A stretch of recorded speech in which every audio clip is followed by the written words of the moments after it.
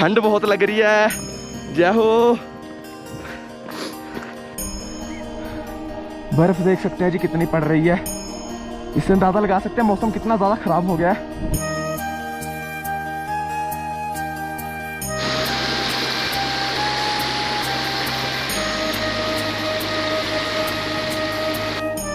कहीं ऐसी जगह पे जाते हैं तो हमेशा शीश निभा के रहना चाहिए और बहुत बढ़िया एक्सपीरियंस रहा यहाँ तक आने का।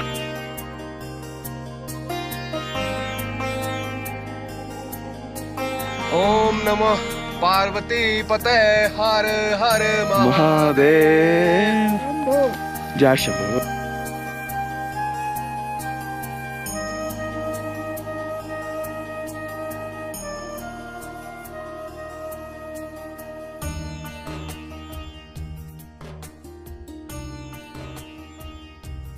जय बद्री विशाल दोस्तों, नई वीडियो में आप सभी का स्वागत है। इस समय हूँ मैं बद्रीनाथ में और लास्ट वीडियो में आप सभी ने देखा होगा कि मैंने आप सभी को बद्रीनाथ धाम के दर्शन करवाए थे और इस वीडियो में मैं आप सभी को लेके जाने वाला हूँ बद्रीनाथ धाम से माना गांव की तरफ। तो बस वीडियो में लास्ट तक ज़रूर बने रहिए। और वीडियो शुरू करने से पहले अगर आप सभी ने चैनल को अभी तक सब्सक्राइब नहीं किया तो चैनल सब्सक्राइब कर दें। वीडियो लाइक शेयर कमेंट करना मत भूलेगा। तो बिना किसी देरी के अपनी वीडियो शुरू करते हैं। भारत का प्रथम गांव माणा बद्रीनाथ से 3 किलोमीटर की दूरी पर बसा हुआ है। माणा समुद्र तल से 19,000 फीट की ऊंचाई पर है और यह गांव भारत और तिब्बत की सीमा से लगा हुआ भारत का प्रथम गांव है। माणा गांव अपनी सांस्कृतिक विरासत के साथ साथ कई अन्य कारणों की वजह से भी मशहूर है।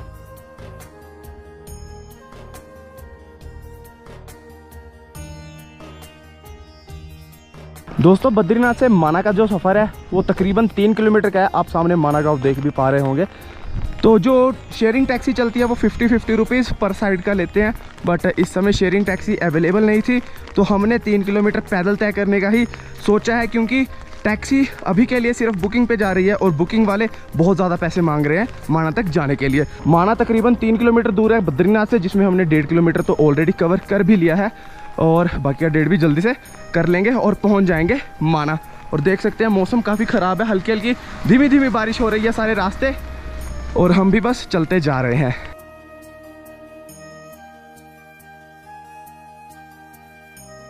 तो ये देख सकते हैं, पहले आप माना को भारत का अंतिम गांव के नाम से जानते होंगे, बट देख सकते हैं इसकी आइडेंटिफिकेशन चेंज हो गई है। अब ये है फर्स्ट इंडियन विलेज माना, भारत का प्रथम गांव माना। देख सकते हैं जी पहुंच गए हम भारत के प्रथम गांव में और सारे टूरिस्ट यहाँ पे फ़ोटोज़ वगैरह क्लिक करवाते हुए इस बोर्ड के पास, और मौसम काफ़ी बढ़िया हो रखा है।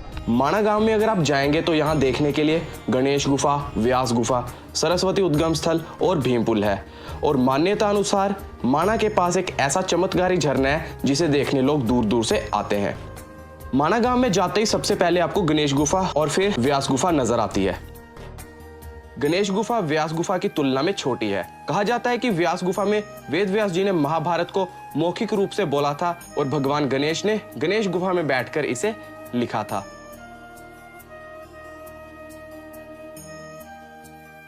गणेश गुफा में भी दर्शन कर लिया है। ये वही गुफा है जहाँ पे वेद व्यास जी ने जब महाभारत वर्णित की थी तो गणेश जी ने उसे लिपिबद्ध इसी गुफा में बैठ के किया था। तो इसी बात पे लिख दीजिए ओम गणेशाय नमः। और जी दोस्तों अब हम प्रस्थान करेंगे व्यास गुफा की तरफ। गणेश गुफा और व्यास गुफा में लगभग 200 से 300 मीटर की दूरी का फासला है। गुफा के अंदर जाते ही आपको वहां एक छोटी सी शिला दिखाई देगी, जिस शिला में वेदों का अर्थ लिखा हुआ है। अगर आप व्यास गुफा को अच्छे से देखेंगे तो आपको गुफा का आकार किसी ग्रंथ के पन्नों के जैसा लगेगा। तो ये दोस्तों वेद व्यास जी की गुफा से भी हमने दर्शन कर लिया और आप जो ऊपर रोड कनेक्टिविटी देख रहे हैं ये माना पास से होकर जाती है और आगे 48 किलोमीटर दूर इंडो चाइना बॉर्डर है। और अब हम जाने लगे हैं सरस्वती जी का उद्गम स्थल देखने। तो ये दोस्तों सामने देख सकते हैं, सामने है माँ सरस्वती जी का उद्गम स्थल और आगे जाके सरस्वती मैया अलकनंदा में मिल जाती है और वहीं से माँ सरस्वती विलुप्त हो जाती है। सरस्वती नदी बेशक विलुप्त हो चुकी है, लेकिन आपको माणा गांव में आज भी इसके दर्शन हो जाएंगे। यहाँ गांव के आखिरी छोर पर चट्टानों के बीच में से गिरता एक झरना आपको दिखाई देगा। ये इस साइड से अलकनंदा आ रही है और इस साइड से सरस्वती जाती है, तो वहाँ पे इनका संगम होता है और वहीं से विलुप्त हो जाती है माँ सरस्वती। तो दोस्तों ये देखिए, ये है भीमपुल सामने, जो कि भीम जी ने रास्ता बनाया था पांडवों के निकलने के लिए यहाँ से। कहा जाता है कि जब गणेश जी वेदों की रचना कर रहे थे तो सरस्वती नदी अपने पूरे वेग से बहने के कारण शोर कर रही थी। गणेश जी ने उनसे कहा कि वे कम शोर करें क्योंकि उनके कार्य में बाधा पड़ रही है, लेकिन सरस्वती नदी ने उनकी बात नहीं मानी। उनकी बात से नाराज होकर गणेश जी ने उन्हें श्राप दिया कि इससे आगे वह किसी को भी दिखाई नहीं देगी, जिसके कारण सरस्वती नदी कुछ ही दूरी पर जाकर अलकनंदा में मिलकर विलुप्त हो जाती है। कहा जाता है कि जब पांडव इस गांव से होते हुए स्वर्ग जा रहे थे तो उन्होंने यहाँ मौजूद सरस्वती नदी से रास्ता मांगा, लेकिन सरस्वती ने उन्हें रास्ता नहीं दिया। इसके बाद महाबली भीमसेन ने 2 बड़ी चट्टानों को उठाकर नदी के ऊपर रखकर अपने लिए रास्ता बनाया और इसी पुल को पार करके वे आगे बढ़े तथा इसी पुल को आज भीम पुल के नाम से जाना जाता है। माना के बहुत ही खूबसूरत नज़ारे। और अगर आपको बता दें, अगर आप यहाँ से सीधा चले जाते हैं तो आप यहाँ से वसुधारा या फिर स्वर्गरोहिणी या सतोपंथ का ट्रैक कर सकते हैं। वसुधारा यहाँ से 5 किलोमीटर है और अगर स्वर्गरोहिणी की बात करें तो अप्रोक्सीमेट यहाँ से 25 किलोमीटर है, जिसमें पहुँचने में तकरीबन 3 से 4 दिन लग जाते हैं। और वो प्रोफेशनल गाइड के साथ ही आप कर सकते हैं। और इधर बड़े भैया, और आप देख सकते हैं आसपास के नज़ारे। अभी इस वीडियो में मैं आप सबको लेके जाने वाला हूँ माना से वसुधारा, जो कि बहुत ही चमत्कारी झरना है। अगर आपने चैनल को अभी तक सब्सक्राइब नहीं किया तो चैनल को सब्सक्राइब कर दीजिए, वीडियो लाइक शेयर कमेंट करना मत भूलिएगा और कमेंट सेक्शन में लिखिए जय श्री बद्री विशाल। देख सकते हैं जी, यहाँ से अपना ट्रैक स्टार्ट हो रहा है। इस साइड है सारा माना गांव और माना गांव से वसुधारा का जो ट्रैक है वो इन टोटल 5 किलोमीटर है। तो जी जल्दी से बढ़ते हैं आगे की तरफ। और इस रूट का निर्माण अभी भी इन प्रोग्रेस है। पिछली बार जब अक्टूबर में आए थे तब भी चल रहा था, इन प्रोग्रेस था तब भी। और इसे स्वर्गारोहिणी द्वार बोलते हैं। तो बस चलते जा रहे हैं हम। आप सबको बता दूं कि अगर आप ट्रैक शुरू करना चाहो वसुधारा का तो आप अर्ली इन दी मॉर्निंग शुरू कीजिए, 8-9 बजे या 7 बजे तक कर दीजिए। हम एक बड़ी गलती कर रहे हैं कि हम 2:45 बजे स्टार्ट कर रहे हैं, तो ये गलती आप ना दोहराइएगा। हमारे पास थोड़ा टाइम शॉर्टेज है तो हम 2:45 बजे ही जा रहे हैं। बस बद्री विशाल जी का नाम लेते हैं, हर हर महादेव बोलते हैं और भगवान हमें अपना साथ बना के रखे सारे रूट पर। जय हो। वसुधारा के रास्ते में आपको देवी द्रौपदी का मंदिर भी मिलेगा। स्वर्गारोहिणी की यात्रा के दौरान इसी स्थान पर देवी द्रौपदी ने भीमपुल पार करने के बाद अपना देह त्याग किया था, जिस कारण इस मंदिर को द्रौपदी मंदिर के नाम से जाना जाता है। जब आप माना पहुंचते हैं तो हमारा ऑल्टीट्यूड जो है वो हाई हो जाता है, इसीलिए यहाँ पे ऑक्सीजन की आपको हल्की दिक्कत आ सकती है। हम चलते जा रहे हैं, सोचा है 2 घंटे में पहुँच जाएंगे इजीली, और शाम होने से पहले वापस भी पहुँचना पड़ेगा। वैसे तो हम पूरी तैयारी करके चल रहे हैं, आपको बताऊँ मैं, टॉर्च वगैरह साथ में रखी है हमने क्योंकि हम लेट ट्रैक स्टार्ट कर रहे थे, और खाने पीने की सामग्री भी हमारे पास है। जय हो।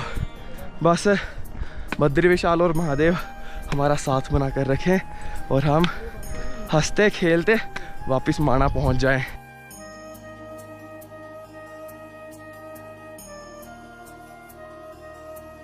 दूसरी बार आज वसुधारा आया हूँ मैं। लास्ट टाइम अक्टूबर में आया था, उस समय तो मौसम ने साथ नहीं दिया था, हल्की हल्की बर्फबारी हो रही थी, फिर भी हम पहुंच गए थे टॉप तक, वसुधारा तक। आज देखते हैं कितना समय लगेगा। और आसपास आपको ग्लेशियर्स दिखाई दे रहे होंगे और इस से आप अंदाज़ा भी लगा सकते हैं कि ठंड भी बहुत है यहाँ पे। कुछ समय पक्के रास्ते पे चलने के बाद देख सकते हैं आप कच्चा रास्ता मिलेगा आपको और बेहद ही खूबसूरत नज़ारे आपको देखने को मिलते रहेंगे सारे रूट पर। जैसे ही हमने ट्रैक स्टार्ट किया है वैसे ही पहाड़ों का अगर बात किया जाए तो आकृति चेंज हो गई है, वेजिटेशन नहीं होती इन पहाड़ों पे, तो ये पहाड़ कुछ ऐसे दिखते हैं, देख पा रहे होंगे आप सभी। और बस बढ़ते जा रहे हैं, मौसम का साथ मिला है हमें आज। पहले तो मन में डाउट था कि इतनी दोपहर में निकलना चाहिए वसुधारा के लिए या नहीं निकलना चाहिए, बट फिर सोचा कि बार बार तो आना होता नहीं है और बस चल पड़े हैं। और ये जो रास्ता आप इस साइड देख रहे हैं, ये रास्ता सतोपंत और स्वर्ग रोहिणी के लिए जा रहा है। बहुत ही आनंद आ रहा है जी यात्रा करते करते। हाँ जी भाई साहब, कैसा लग रहा है? वसुधारा के ट्रैक पे पहली बार आ रहा हूँ। पहले तो मन में डाउट था कि इतनी लेट शुरू करना चाहिए कि नहीं, क्योंकि कहीं का कहना था कि बर्फ़बारी भी हो सकती है, पर अभी तक तो कोई मिली नहीं। साथ में ग्लेशियर्स जरूर है, तो अभी हम अपना ट्रैक कंटिन्यू करते हैं। रास्ते में आपको दूर दूर तक ही कोई ही दिखाई दे रहा होगा।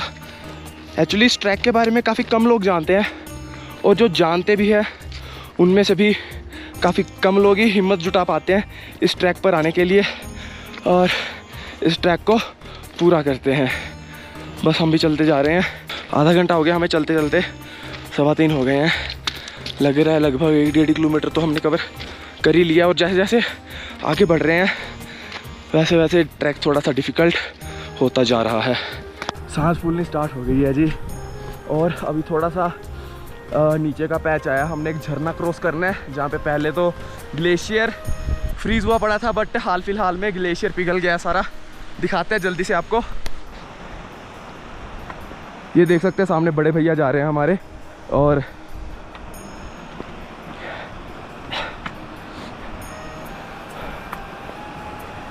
बहुत संकरा रास्ता है, देख सकते हैं, बहुत छोटा सा, जहाँ से निकलना पड़ेगा हमें।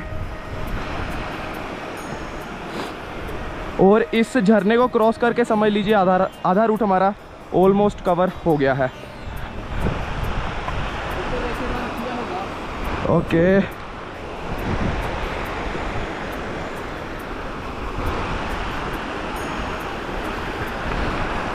ये देख सकते हैं जी, ये झरना क्रॉस करना पड़ रहा है हमें। झरना बोल लो, वाटर स्ट्रीम बोल लो, बस चलिए जी, चलिए आगे बढ़िए। ओह,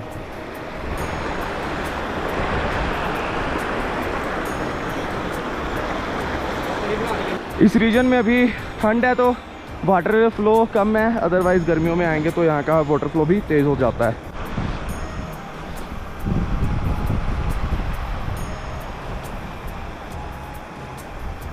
तो ये देखिए सामने माना है, और अभी जूम आउट करते हैं, देखते हैं हम कितनी दूर आ गए हैं। देखिए हम कहाँ पे पहुँच गए हैं, और ऊपर भी आपको अभी रास्ता दिखाते हैं। देखिए ये सारा रास्ता जा रहा है ऊपर की, और अब हम भी चलते हैं बस।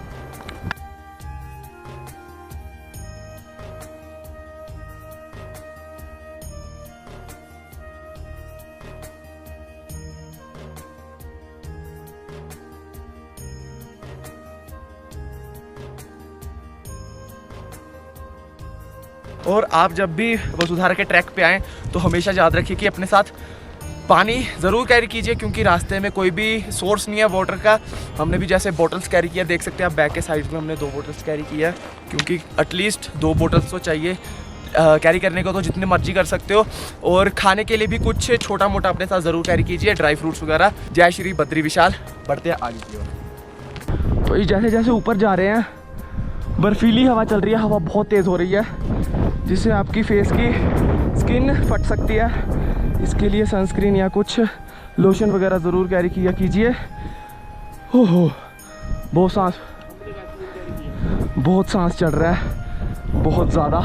इधर वाले पहाड़ों से तो बर्फ़ लगभग पिघल गई है, बट इस साइड वाले पहाड़ बहुत ज़्यादा बर्फीले हैं अभी भी। तो जी लास्ट टाइम जब मैं आया था तो जो पहाड़ों का कलर था वो डिफरेंट था, क्योंकि सीज़न भी डिफरेंट था और मौसम भी डिफरेंट था। और अब पहाड़ों का कुछ अलग नज़ारा है। तो 2 अलग अलग मौसम में यात्रा करने का सौभाग्य प्राप्त किया है। और आपको बता दें, ये दोस्तों वही रास्ता है जहाँ से 5 पांडव माता द्रौपदी के साथ स्वर्ग की ओर प्रस्थान कर रहे थे, पर अंतिम में महाराज युधिष्ठिर जी ही स्वर्ग पहुँच पाए थे।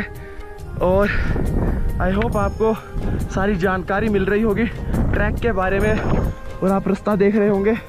रास्ता थोड़ा हरा भरा होना शुरू हो गया है, क्योंकि यहाँ पे आवाजाही बहुत कम है। इंग्लिश में इसको एल्गी बोलते हैं, और अगर हिंदी में काई बोलते हैं। आवाजाही कम है, इसलिए ऐसा हुआ है रूट पे, और बाकी आसपास वाले पत्थरों पे भी देख सकते हैं आप सभी, और ठंड बढ़ती हुई। दोस्तों ये जो आप पहाड़ देख रहे हो सारे, यहाँ से बैक साइड में अगर आप 40-45 किलोमीटर दूर जाओगे तो वहाँ पे आपको माना पास मिलेगा, और आगे ही इंडो चाइना बॉर्डर भी है, और बहुत बढ़िया लग रहा है। आप अगर करना चाहो तो दोस्तों सतोपंथ या फिर स्वर्ग रोहिणी का ट्रैक भी कर सकते हो। जो जिसका रास्ता इधर से जाता है, जो पोर्टर्स होते हैं, गाइड होते हैं, वो इस रास्ते से लेके जाते हैं, क्योंकि वसुधारा से आगे रास्ता ख़त्म हो जाता है, ग्लेशियर होता है वहाँ पे, और इससे आगे अप्रोक्सीमेट 3 दिन लगते हैं उधर पहुँचने में, और फिर वहाँ पे दर्शन करते हैं स्वर्ग रोहिणी के, और पवित्र झील में स्नान करते हैं। जय हो बद्री विशाल। जब हमने ट्रैक स्टार्ट किया था ना, तो काफ़ी लोकल लोगों ने बोला था कि आपको ग्लेशियर पार करके जाना पड़ेगा। पार कर लोगे हो जाएगा। है बर्फ? कितनी है? बर्फ चट्टान की तरह बनी हुई है। लोकल लोगों ने जब ये बताया था कि ग्लेशियर पार करके जाना पड़ेगा, बट अभी जैसे जैसे लोग वापस आ रहे हैं तो उनसे पता लग रहा है कि जो ग्लेशियर है वो एकदम अंत पे है, जहाँ पे वसुधारा है, और अगर आप वसुधारा में स्नान करना चाहो तो आपको वो ग्लेशियर पार करना पड़ेगा। और वसुधारा की दोस्तों ये मान्यता है कि जो पापी बंदा होता है उस पर वसुधारा की एक बूंद भी नहीं गिरती है। हालांकि जिसने पुण्य कमाए होते हैं ज़िंदगी में, उस बंदे को, उस व्यक्ति को वो झरना एकदम अच्छे तरीके से भिगो देता है। बहुत मान्यता है इस झरने की। अगर आप उत्तराखंड में कभी आ रहे हो, आप सभी से यही निवेदन रहेगा कि एक बार वसुधारा के ट्रैक पर ज़रूर आइए, ताकि आप ये अलौकिक अनुभव ज़रूर कर पाएँ। तो बस ये आखिरी का 1-1.5 किलोमीटर रह गया, जो कि एकदम खड़ी चढ़ाई होने वाली है। देख सकते हैं आप सभी, ये रास्ता जा रहा है। हाँ, जय हो। आगे पीछे आपको कोई ही दिखाई दे रहा होगा, और ऑलमोस्ट रास्ते पे हम अकेले चल रहे हैं। जय शिव शंकर, मेरे भोलेनाथ, बनाकर रखना अपना साथ। प्राकृतिक आग लगी थी यहाँ पे, जिसके कारण ये सारा पैच काला हो गया। आई होप आप सब विटनेस कर पा रहे होंगे। फॉरेस्ट फायर्स होती हैं, ये अपने आप लग जाती हैं। सर्दियों में भी हो जाता है ऐसे। अगर आप कई पहाड़ों में घूमने जाते रहते हो तो आपको पता होगा कि सर्दियों में भी ये जो आग होती है लग जाती है किसी भी जगह पहाड़ों में। ये देखिए जी, ताज़ी है बर्फ़, ये सारी ताज़ी बर्फ़ है। तो जी पहुंचने तो वाले हैं, पर अभी इतना ऊपर आ गए हैं कि ऑक्सीजन लेवल की समझ सकते हो आप, वो परेशानी का सामना करना पड़ रहा है हल्का हल्का। और मौसम भी बहुत ख़राब हो गया। थोड़ी देर पहले ही बोला था कि मौसम साथ दे रहा है, बट ये देखिए उधर कितना ख़राब है मौसम। जल्दी से इधर वसुधारा में शीश निभाकर हम वापस प्रस्थान कर देंगे माणा की तरफ। और यार एक तो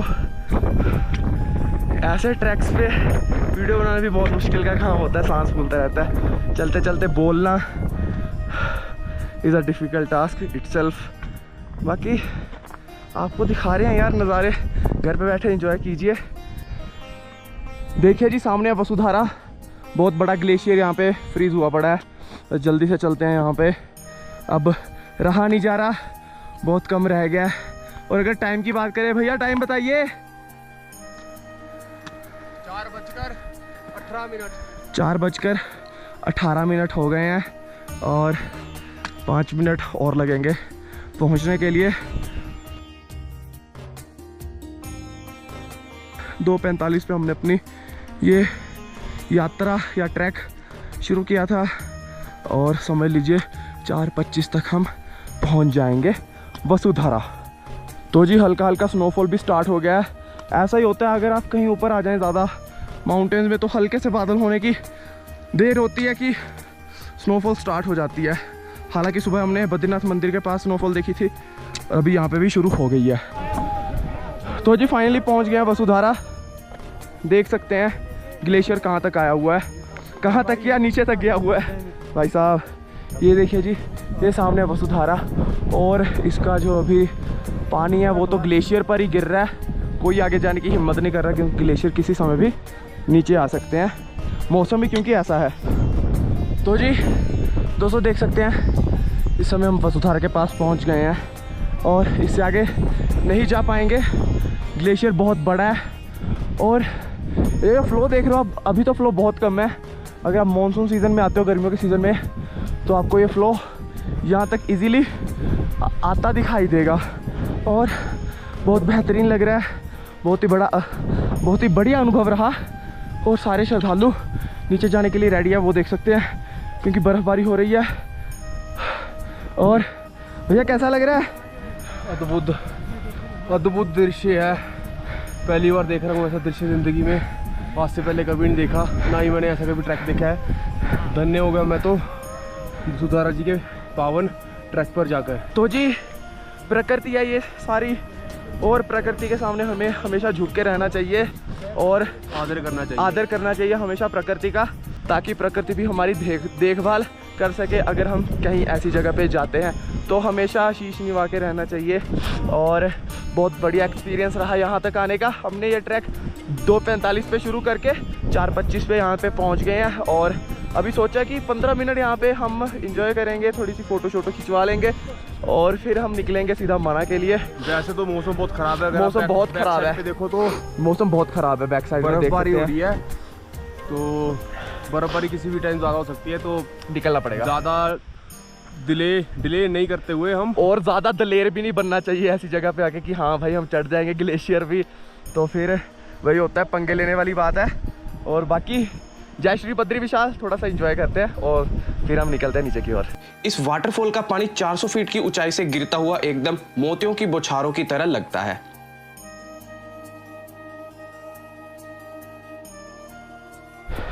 देख सकते हैं दोस्तों कितनी बर्फ़ पड़ रही है और अब हमने नीचे जाना स्टार्ट कर दिया ऑलरेडी, ताकि यहाँ पे हम सेफली नीचे पहुँच सकें। और स्नोफॉल ज़्यादा ही तेज़ हो गई है, बस बढ़ते हैं, 10 मिनट रुक पाए हम वसुधारा पे और अब जा रहे हैं नीचे की ओर। जय बद्री विशाल। अब आपको रास्ते में या नीचे पहुँच के ही ज्वाइन करेंगे। ठंड बहुत लग रही है, जय हो।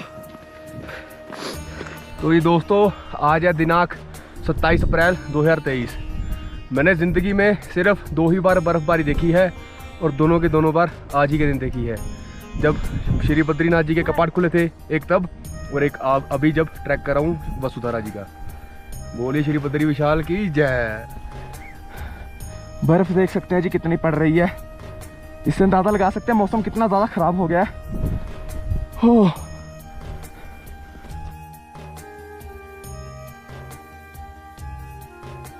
ओम नमः पार्वती पते हर हर महादेव। जय शंभो।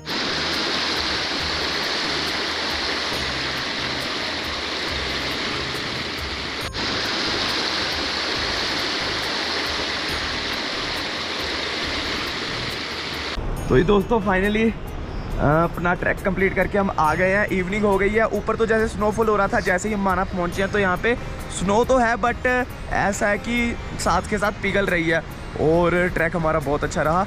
नीचे आने में भी हमने अप्रोक्सीमेट 1 घंटा तो ले ही लिया। 6 बज गए हैं, 6:02-3 हो गए हैं और हमने 2:45 बजे स्टार्ट किया था ट्रैक। 6 बजे हम नीचे आ गए, लगभग 3.25 घंटे लिए हमने।